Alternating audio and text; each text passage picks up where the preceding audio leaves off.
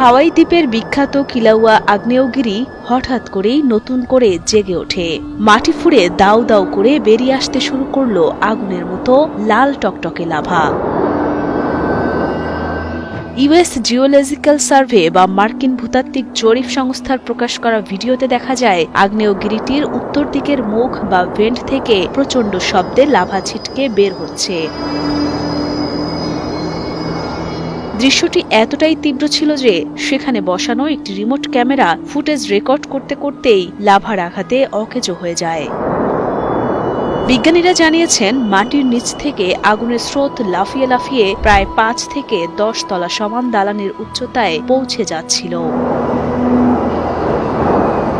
প্রকৃতির এক অদ্ভুত ভয়ঙ্কর সুন্দর দৃশ্যটি দেখা যায় গত ৬ ডিসেম্বর শনিবার হাওয়াই ভলকানোস ন্যাশনাল পার্কের ভেতরে অবস্থিত হালে মাউ মাউ জ্বালামুখে। পার্কের এই অংশটি সাধারণ মানুষের জন্য বন্ধ রাখা হয়েছে, তাই বড় কোনো বিপদের আশঙ্কা নেই। তবে আগ্নেয়গিরির গর্জন আর মাটির কম্পন ঠিকই টের পাওয়া গেছে।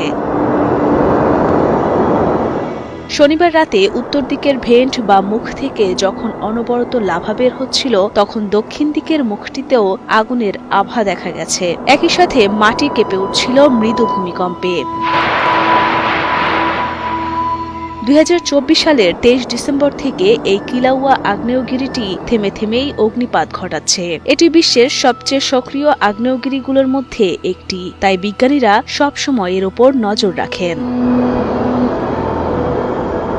এর আগে নভেম্বর মাসের শুরুতেই বিজ্ঞানীরা আঁচ করতে পেরেছিলেন যে বড় কিছু ঘটতে যাচ্ছে। গত ৭ নভেম্বর সন্ধ্যার দিকেও জ্বালামুখ দিয়ে লাভা গড়িয়ে পড়ার দৃশ্য দেখা গিয়েছিল।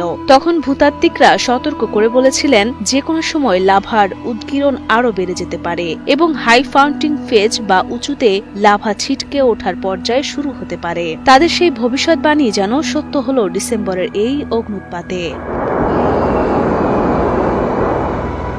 পৃথিবীর পেটের ভেতরে থাকা গলিত পাথর বা ম্যাগমা যখন প্রচণ্ড চাপে বাইরে বেরিয়ে আসে, তখন তাকে আমরা লাভা বলি। আর কিলাউয়ার মতো আগ্নেয়গিরিগুলো এই লাভা উগরে দেয় অনেকটা প্রেসার কুকারের মতো চাপ ছেড়ে দেওয়ার জন্য।